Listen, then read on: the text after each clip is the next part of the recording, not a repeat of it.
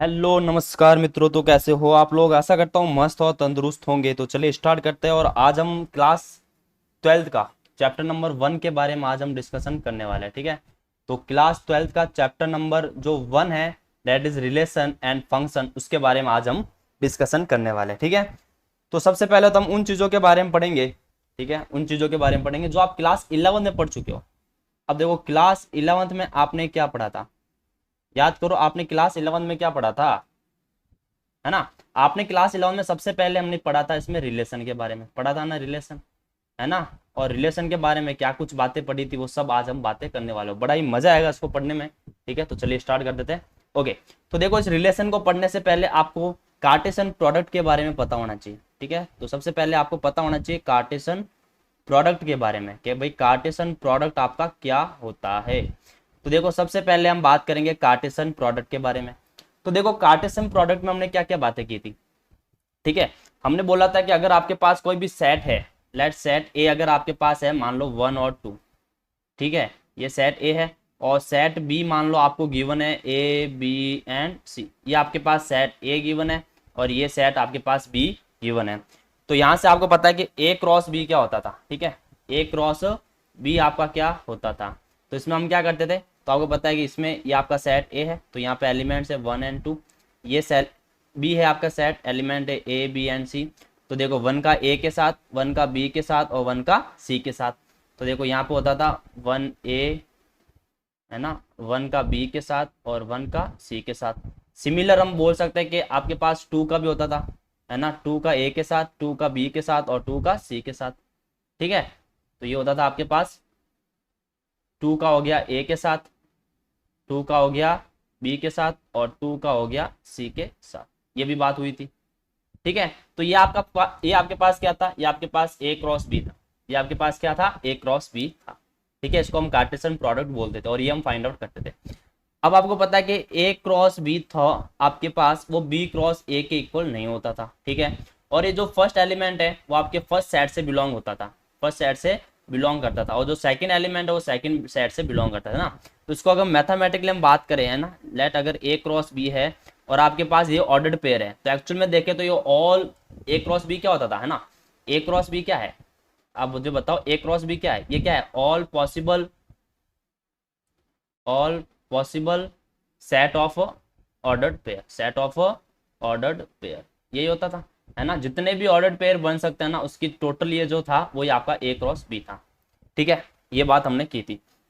अगर हम बात करें ए क्रॉस बी को मैथमेटिकली, तो ये आपका ऑर्डर्ड पेयर है A and B. Okay, such that A belongs to capital A and B belongs to capital B. ठीक है, तो ये आपका ए क्रॉस बी होता था। क्या होता था आपके पास? ए क्रॉस बी होता था। ठीक है, तो आई होप के छोटी सी बात आपको जरूर समझ में आई होगी। अब हम बात करते हैं एक्चुअल में रिलेशन क्या था, है ना? अब हम बात करते हैं भाई एक्चुअल में आपका रिलेशन क्या था। तो हमने देखा था कि भाई रिलेशन एक्चुअल में सबसेट होता है ए क्रॉस बी का। किसका सबसेट होता है? ए क्रॉस बी का जो रिलेशन है वो ए क्रॉस बी का सबसेट होता था। ठीक है, जैसे मान लो कि आपको ये गिवन है, ए आपके पास कोई भी सेट है 1 2 एंड 3। ठीक है, और बी आपके पास कोई भी सेट गिवन है 4 5 एंड 6। ठीक है, 4 5 एंड 6। तो यहाँ से आपके पास ए क्रॉस बी क्या होता था? ए क्रॉस बी। ठीक है, तो आप इसमें फाइंड आउट करते थे 1 एंड 4।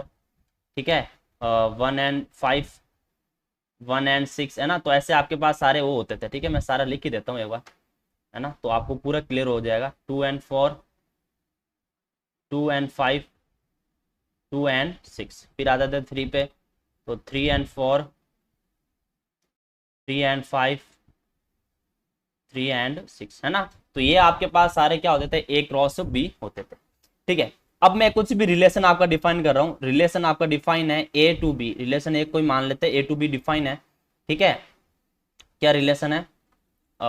X and Y. ठीक है, such that y is equal to 2x। Okay, and x belongs to a and y belongs to b। मान लो ये कोई आपको रिलेशन गिवन है, ये आपको कोई एक रिलेशन गिवन है जिसमें a क्रॉस b है ना? जो पहला जो है आपके पास एलिमेंट वो आपके पास x है, जो a से बिलोंग करता है, और जो सेकंड है वो किससे बिलोंग कर रहा है? आपके सेट b से बिलोंग कर रहा है ना?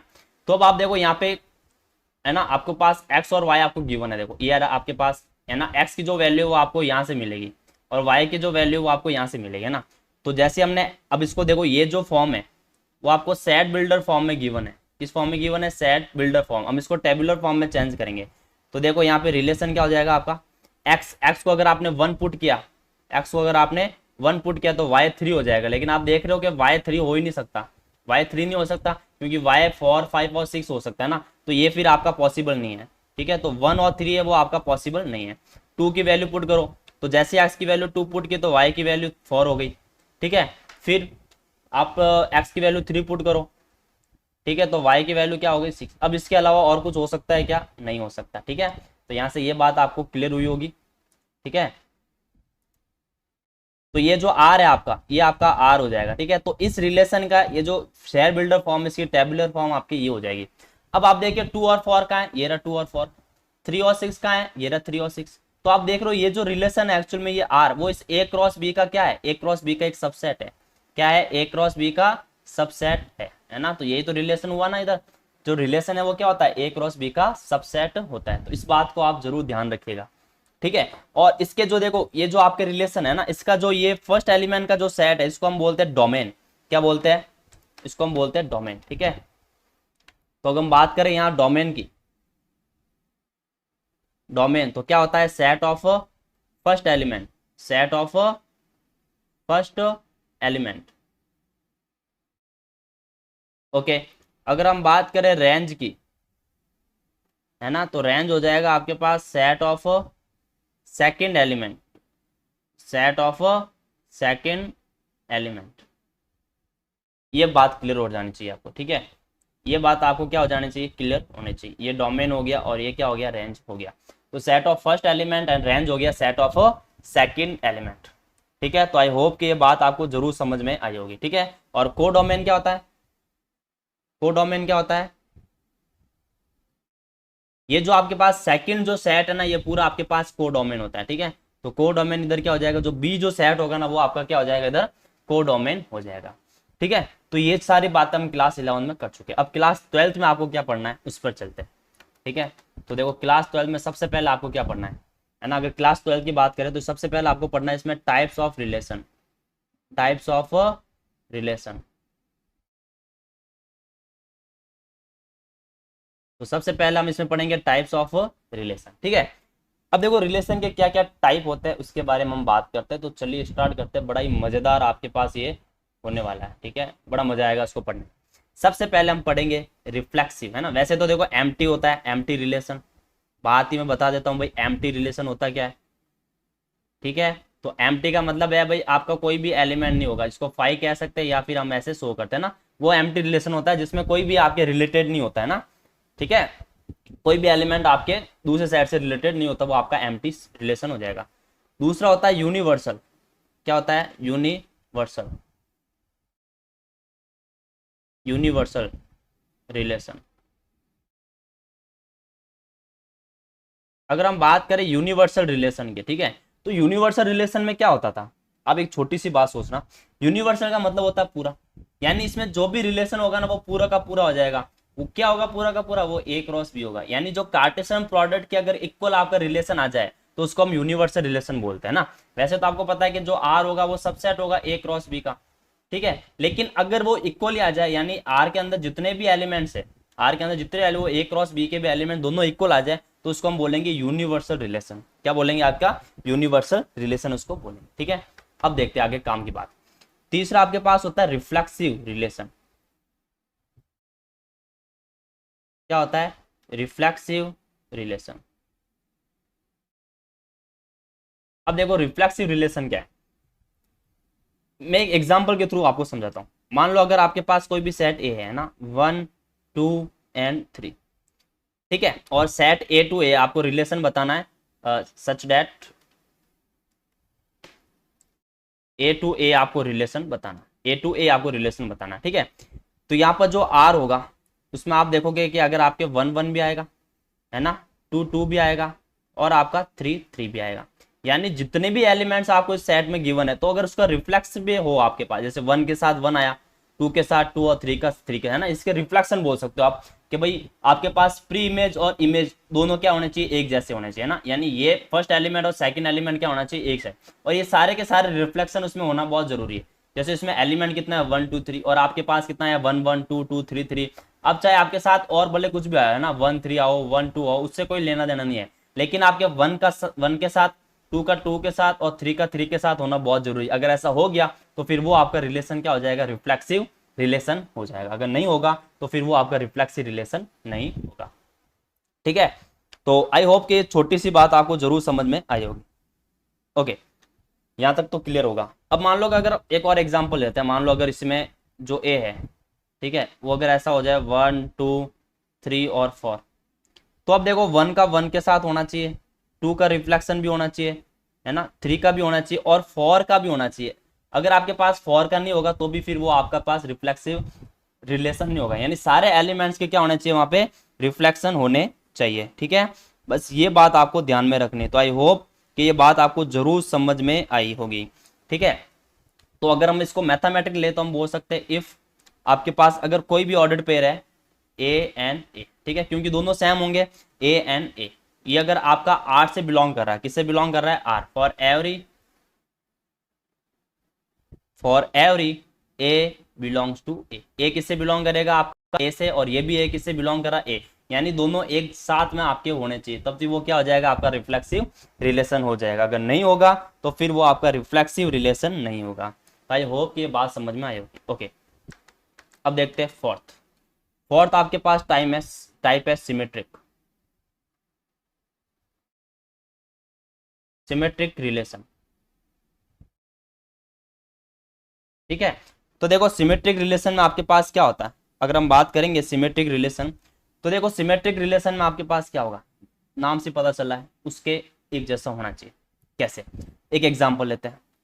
ए अगर मान लो आपको गिवन है 1 एंड 2 एंड 3, ठीक है, आपका कोई रिलेशन है वो ए टू ए डिफाइंड है, तो यहाँ पे जो रिलेशन होगा वो कैसा हो जाएगा आपका, मान लो अगर 1 2 आया तो 2 1 भी आएगा, आएगा या नहीं आएगा। ठीक है, तो आपका देखो 1 के साथ 2 आया तो 2 के साथ भी 1 अगर आना ही जरूरी है। अगर 1 के साथ 2 आया और 2 के साथ भी 1 आया तो फिर वो आपका सिमेट्रिक रिलेशन हो जाएगा। क्या हो जाएगा, सिमेट्रिक रिलेशन हो जाएगा। ठीक है, मान लो अगर आपके पास 1 के साथ 3 आया तो 3 के साथ भी 1 आना बहुत जरूरी है ना, और अगर 1 1 होगा तो ये तो उसका उल्टा ही होगा, है ना, 1 1 हो गया 1 1 हो गया, 2 2 होगा तो भी हो जाएगा, क्योंकि ये इसका क्या है, उल्टा ही तो है, 2 इधर भी आया 2 इधर भी आया। लेकिन अगर आपके पास 1 और 2 गिवन है, ठीक है, 1 और 2 है आपके पास, तो उसमें आपके पास 2 और 1 भी होना जरूरी है। अगर 2 और 1 नहीं होगा तो फिर वो आपका सिमेट्रिक रिलेशन नहीं होगा, है ना। तो इसका मतलब आपके बड़ा सिंपल सा है कि अगर आपके पास 2 है, if x and y belongs to r, okay, अगर x और y वो r से बिलोंग कर रहे हैं तो implies that y and x also belongs to r, तो y और x दोनों क्या होना चाहिए, वापस बिलोंग्स करने चाहिए ना, और y एंड x दोनों बिलोंग्स किससे कर रहे हैं, आपके a से बिलोंग कर रहे हैं। यानी अगर आपका उस रिलेशन में x और y है तो फिर y और x भी उस रिलेशन में होना जरूरी है। अगर ऐसा होगा तो फिर वो आपका सिमेट्रिक रिलेशन होगा, अगर ऐसा नहीं है तो फिर वो आपका सिमेट्रिक रिलेशन नहीं होगा। ठीक है, तो आई होप कि ये बात आपको जरूर समझ में आई होगी।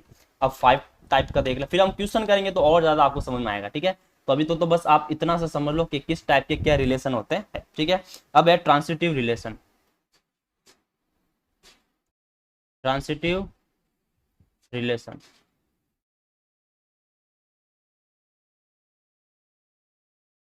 आप देखिए ट्रांसिटिव रिलेशन में क्या होता है, बड़ा सिंपल सा है।